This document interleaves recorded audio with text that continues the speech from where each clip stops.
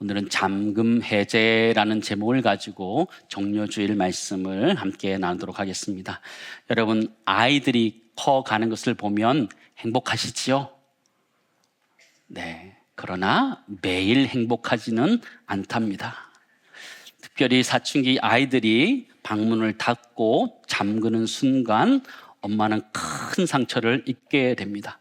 특별히 문을 쾅 닫고 문을 걸어 잠그는 순간 충격 그 자체입니다. 엄마가 자책합니다.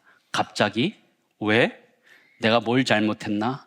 그렇게 사랑스럽던 아이가 갑자기 괴물이 된 듯한 그런 느낌을 가지게 됩니다. 아이들이 방문을 닫는 데는 세 가지 이유가 있습니다. 첫 번째는 혼자만의 시간과 공간이 필요하기 때문입니다. 독립성이 점점 강해지기 때문이고요.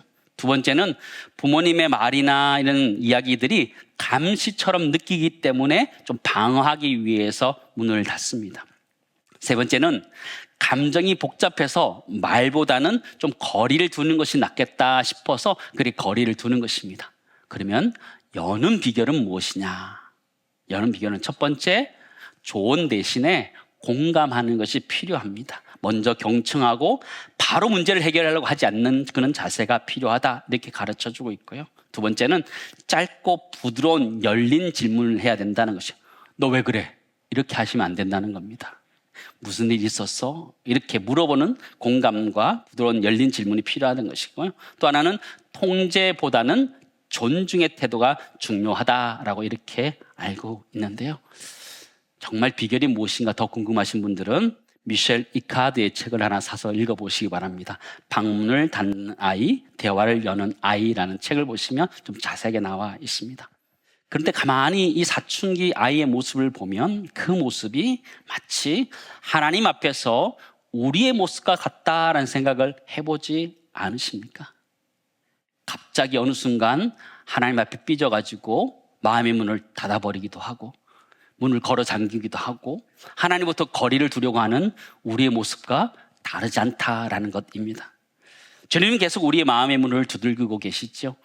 요한계시록 3장 20절 말씀 보시면 볼지어다 내가 문 밖에 서서 두드리노니 누구든지 내 음성을 듣고 문을 열면 내가 그에게로 들어가 그와 더불어 먹고 그는 나와 더불어 먹으리라. 주님은 우리의 마음의 문을 완전히 박살내고 들어올 수 있는 분인데 그러지 아니하시고 기다리시는 거예요. 기다리는 거죠. 두들기면서 나올 때까지 기다리시는 거죠. 근데 우리는 종종 하나님 앞에 우리 마음의 문을 이렇게 철컥 걸어 잠그는 적이 참 많이 있습니다. 구원은 좋지만 내 생활과 내 재정권에 대해서는 건드리지 말라라고 이렇게 잠궈 버리는 것입니다. 지난주에 말씀드렸던 것처럼 구원은 오케이. 구원은 오케이. 그러나 삶은 노타치. 건드리지 말라. 그럼 따라하겠습니다. 구원은 오케이. 삶은 노타치. 요즘 우리들의 모습 아니에요? 우리 그리스도인들의 모습이 아닐까 생각합니다. 내가 구원을 얻는 것, 천국을 얻는 것, 영생을 얻는 것, 오케이, 좋아요. 그러나 내 삶은 어떻게 해요? 노타치. 건드리지 마세요. 내 시간, 내 재물, 내 건강, 내 관계 내가 알아서 하겠습니다. 노터치 하고 있는 것이죠. 오늘 본문의 말씀을 통해서 하나님이 잠금 해제하고 있는 두 가지가 있는데 그 두 가지를 함께 살펴보려고 합니다.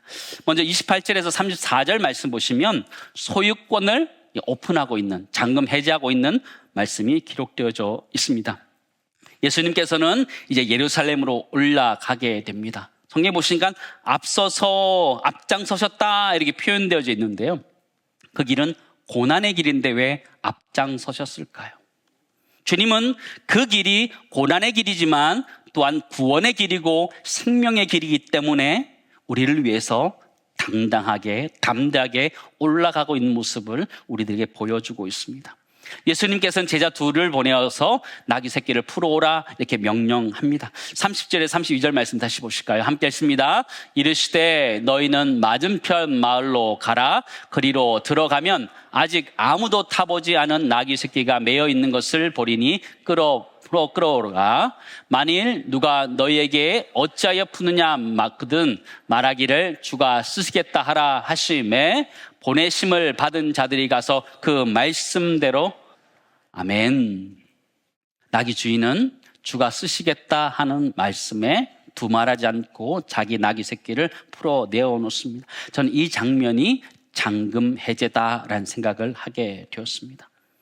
우리가 잘 알고 있다시피 나귀 새끼를 타고 가셨다라는 것은 예언의 성취를 이야기하는 것입니다. 스가랴 9장 9장 말씀 보시면 시온에 따라 크게 기뻐할지어다, 예루살렘에 따라 즐거이 부를지어다. 보라, 내 왕이 내게 임하시나니 그는 공의로우시며 구원을 베푸시며 겸손하여서 뭐라고 그래요? 나귀를 타시나니 나귀의 작은 것 곧 나귀 새끼니라.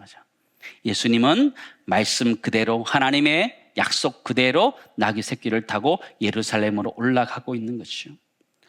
고대 근동사회에서 왕이 타는 짐승은 왕이 지금 어떤 목적으로 방문하고 있는지를 명확하게 보여줍니다. 여러분, 말은 정복과 전쟁과 군사적 위험을 상징합니다. 그러므로 왕이 타고 간다, 왕이 말을 타고 간다라는 것은 지금 전쟁을 하기 위해서 간다라는 것이죠. 그러나 나귀는 평화와 겸손과 섬김을 상징합니다. 당시 예루살렘 사람들은 로마의 철권 통치로부터 잠금 해제하기 위해서 메시아가 말을 타고 오기를 기대하였지만 예수님은 나귀 새끼를 타고 약속의 말씀대로 들어가고 있는 모습을 보게 됩니다. 마치 돈키호테처럼 주님은 예루살렘으로 올라가고 있는 모습을 보게 되죠. 볼품은 낙이지만 주님은 주가 쓰시겠다 말씀하고 계시는 건데요. 여러분, 낙이는 무엇을 위해서 존재할까요? 낙이라는 동물은 사람이나 짐을 싣기 위해서 존재한다라고 볼 수 있죠. 그렇다면 낙에 있어서 가장 존귀한 모습은 무엇일까라고 했을 때 그것은 자신의 등에 가장 존귀한 분을 태우는 것이 나귀의 가장 큰 영광이다라고 볼 수 있다는 것이죠. 그런 의미에서 이 나귀는 귀하게 쓰임받았다라고 말할 수 있는 것입니다. 사랑하는 성도 여러분, 주가 쓰시겠다 하면 여러분 끝나는 거 아니에요. 여러분 인생을 한번 생각해 보시기 바랍니다. 여러분 인생 앞에 하나님이 너를 쓰시겠다 그러면 걱정이 있어요, 없어요? 많이 가지고 계시구나. 그래서 주님이 쓰시겠다 그러면 끝난 거 아니에요? 우리 자녀를 위해서 얼마나 많이 기도해요. 이런 사람 되게 해달라고, 이런 꿈 가지게 해달라고, 잘 되게 해달라고 기도하지만 사실 주님이 우리의 심령 가운데 주님이 쓰시겠다 그러면 걱정할 거 하나도 없잖아요. 주님이 쓰실 거니까, 주님이 영광을 쓰실 거니까 지금 잘 못해도 하나님 쓰실 거기 때문에 염려 없는 것이요. 중요한 게 무엇이냐면 우리의 손에서 놓아야 된다라는 것이죠. 내 인생도 놓아야 된다는 것이죠. 내 자녀도 내가 놓아야지 주님이 쓸 수 있다는 거예요. 나귀 새끼의 고삐를 풀었을 때 주님이 쓰신 것처럼 우리 인생의 고삐를 놓을 때에, 우리 자녀에 대한 고삐를 놓을 때에, 나의 성공의 고삐를 놓을 때에 주님이 우리를 사용해 주시는 줄을 믿습니다. 근데 우리 인생 살아가면서 그런 고삐들을 너무 많이 쥐고 있는 것이죠. 내 새끼, 내 것 다 쥐고 있는 거죠. 주님이 쓰시겠다 그러는데 머뭇거리는 거죠. 그게 가장 영광스러운 모습인데도 불구하고 내어드리지 못하는 모습이 우리의 모습이 아닌가 생각되어집니다. 저는 생각해 보았습니다. 우리에게 있는 나귀 새끼와 같은 것은 무엇일까? 첫 번째는 오병이어와 같이 아직 설인 것 같은 우리의 인생인 것 같아요. 아무도 타보지 않았던 나귀를 주님이 타셨던 것처럼 아직 완성된 나의 모습이 아니에요. 근데 주님은 우리를 쓰시겠다 말씀하시는 거죠. 우리 인생이 바로 그런 거예요. 오병이어와 같은 우리 인생, 나귀 새끼인 것 같아요. 또 그리고 일상이 우리의 삶들인 것 같아요. 시간과 재정과 건강과 이런 것들, 그게 우리의 나귀인 것 같아요. 주님이 쓰시겠다 할 때 우리에게 아주 큰 건 아니에요. 그러나 내가 없으면 불편해질 수 있는 것, 그게 나귀일 수 있다는 거예요. 또 하나는 나만의 자부심이 있어요. 내가 어떻게 키웠는데, 내가 이 나귀 새끼를 지금까지 어떻게 키웠는데 라고 하는 것처럼 내가 소중히 여기면서 아까워하는 것, 나의 자녀, 나의 스펙, 나의 명성, 내가 이렇게까지 했는데, 이렇게 말하는 것들이 우리의 나귀 새끼라는 것이죠. 중요한 것은 주님은 그것을 쓰고 싶어 하신다. 내가 아직 덜 익었어도, 내 삶이 다 준비되지 않았어도, 오병이어와 같은 것이 있어도 주님이 쓰시고자 할 때 고삐를 풀어드릴 수 있기를 간절히 소망합니다. 그게 가장 큰 잘한 일이라는 것이죠. 첫 번째 하나 정리하기 원합니다. 나의 나귀 새끼를 잠금 해제해야지 주가 쓰실 수 있다는 것이죠. 내가 고삐를 풀지 않는 이상 주님이 그것을 쓸 수 없다라는 것이죠. 주님의 영광을 위해서 사용될 수 없다라는 것이죠. 여러분 자녀 인생이 잘 풀리시기를 원하십니까? 주님을 위하여 여러분 자신의 자녀들의 고삐를 풀어주시기를 간절히 소망합니다. 그럴 때 인생이 풀려져 가는 거예요. 우리 인생의 고삐를 풀을 때에 우리 인생과 우리의 신앙의 삶이 풀려져 가는 줄을 믿습니다. 그게 하나님의 은혜고 하나님의 영광이라는 것이죠.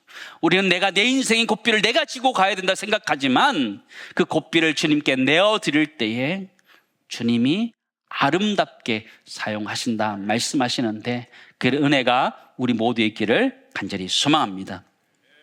오늘 보면 35절에 40절은 입술을 잠금 해제하는 장면들이 기록되어져 있습니다. 예수님이 나귀를 타고 예루살렘으로 올라가는데 많은 사람들이 환호합니다. 겉옷을 길에 깔고 종려나무 가지를 흔들면서 호산나 호산나 찬양합니다. 마태복음 21장 말씀으로 가볼까요? 나귀와 나귀 새끼를 끌고 와서 자기들의 겉옷을 그 위에 얹음에 예수께서 그 위에 타시니 무리의 대다수는 그들의 겉옷을 뭐라고 그래요? 길에 펴고, 다른 이들은 나뭇가지를 베어 길에 펴고, 앞에서 가고 뒤에서 따르는 무리가 소리 높여 이르되, 같이 있습니다. 호산나 다윗의 자손이여 찬송하리로다. 주의 이름으로 오시는 이여 가장 높은 곳에서 호산나 하더라. 그렇죠? 사람들이 예수님을 찬양하는 거예요. 입술을 열어서 찬양하는 거예요. 다물었던 입술이 열려서 찬양하는 거예요. 호산나 다윗의 자손이여 주의 이름으로 오시는 이여 가장 높은 곳에서 호산나 찬양하는 것이죠. 그런데 그것을 못하게 하는 사람이 있었다는 거예요. 39절에 40절입니다. 무리 중 어떤 바리새인들이 말하되 선생이여 당신의 제자들을 책망하소서 하거늘 대답하여 이르시되 내가 너에게 말하노니 만일 이 사람들이 침묵하면 돌들이 소리를 지르리라 하시니라. 그죠? 제자들이 이 땅에 왕으로 오신 예수님을 찬양하네. 다윗의 자손으로 메시아로 오신 예수를 찬양하는데 바리새인은 그 입을 다물라 이야기하는 거예요. 잠그라 이렇게 얘기하는 것이죠. 그런데 이 모습은 지금의 우리 현대 사회의 현대 교회 모습과 다르지 않다라는 생각을 해보게 됩니다. 세상은 교회 안에서 찬양하는 것에 대해서 아무런 터치를 하지 않습니다. 그러나 세상 가운데서 예수님의 통치를 말하는 것에 굉장히 민감하게 반응하고 있습니다. 우리는 세련된 신앙이란 미명하에 다른 사람들에게 복음을 이야기한다든지 그리스도인이라는 것들을 잘 밝히지 않고 신앙생활하고 있다는 것을 우린 잘 알고 있습니다. 사랑하는 성도 여러분, 여러분이 직장에 있는 동료들이 여러분이 교회 다니는 것을 모르고 계십니까? 대단하십니다. 어떻게 여러분 마음속에 있는 그 예수 그리스도, 보배된 예수 그리스도를 자랑하지 않고 지낼 수 있으십니까? 저는 그것에 이름을 하나 붙여봤는데요. 스텔스 신앙이라고. 여러분 스텔스기 아십니까? 레이더에 걸리지도 않아요. 언제 왔다 가는지도 몰라요. 근데 우리의 신앙이 그렇다는 거예요. 예수 믿는 사람인데 표가 하나도 안 나요. 예수 믿는지 안 믿는지 전혀 표가 하나도 안 나요. 저는 곰곰이 생각했어요. 그래도 스텔스기는요, 공격력이라도 있잖아요. 그죠? 조용히 가서 공격력 있잖아요. 가만히 생각해 보니까요, 좀 이렇게 좀 비참하기도 한데 바퀴벌레 신앙 같아요. 사람들이 없을 때는 막 돌아다녀요. 그러다가 사람이 나타나면 싹 숨어버린 것처럼 우리의 신앙이 그렇지 않나라는 생각을 해보게 됩니다. 여러분, 찬양이라는 거, 우리 입술을 열어서 찬양하는 게 주님 앞에 도움이 될까요? 주님은 이 세상을 창조하시고 우리를 지으신 목적 자체가 찬송하기 위해서, 주님을 높이기 위해서 찬양하도록 하셨어요. 찬양함으로 주님께 도움이 되는 것이 아니라 우리가 창조의 목적대로 사용되는 것이 우리의 찬양이라는 것이죠. 우리 삶을 통해서 주님을 드러내는 것, 그게 우리 삶의 목적이고 의미라는 것이죠. 사랑하는 성도 여러분, 제자들은 예루살렘에 올라가면서 예수 그리스도에서 왕으로 고백하고 있습니다. 그들이 입술을 벌려서 그분이 나의 왕이라고 고백하고 있다면, 이 땅의 상의 삶을 살아가면서 우리 모두도 우리 입술을 통해서 예수 그리스도가 나의 왕 되심을 고백할 수 있기를 간절히 소망합니다. 속으로만 하지 마시고, 여러분, 속으로만 하지 마시고 우리 삶의 자리에서 그렇게 고백해야 되는 것이죠. 우리 입술을 연다라는 것은요, 월요일 아침 직장에 가서 주님의 정직함으로, 성실함으로 살아가는 거예요. 또 이 이기적인 세상 가운데 주님의 사랑으로 섬겨가는 것, 그게 우리의 입술을 여는 것이라는 것이죠. 우리 모두 그렇게 주님을 찬양하며 살아갈 수 있기를 간절히 소망합니다. 근데 침묵하면 돌들이 노래할 것이다 라는 거죠. 자존심도 없냐 그런 거죠.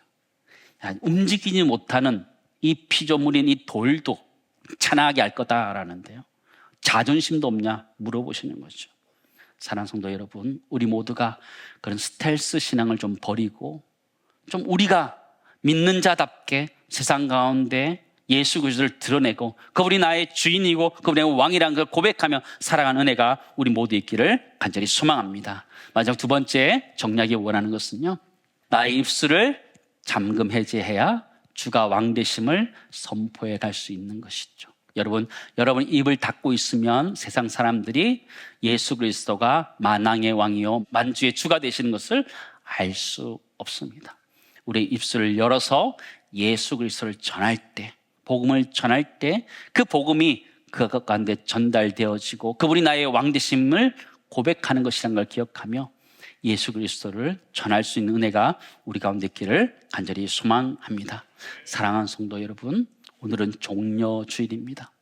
여기 성경에 보시면 종려주일은요, 사람들 길가에 주님이 가실 때 겉옷을 펴서 펼쳐놓습니다. 종려나무 가지를 꺾어서 펼쳐놓고 또 흔들기도 합니다. 여러분, 종려주일은 무슨 주일인가요? 여러분, 종려나무를 흔들고 종려나무를 꺾어서 까는 그런 주일인가요? 아니요. 종려주일은 그 정도가 아니라 나의 삶에, 내 나귀의 고삐를 풀어서 주님께 드리는 날이라는 것을 잊지 않았으면 좋겠습니다. 종려나무 가지를 흔들듯이 주님을 찬양하는 게 우리 모습이어야 됩니다 뿐만 아니라 나귀를 풀어서 주님의 쓰시도록 드리는 것처럼 주님 앞에 드리는 인생, 맡기는 인생 될 수 있기를 간절히 소망합니다.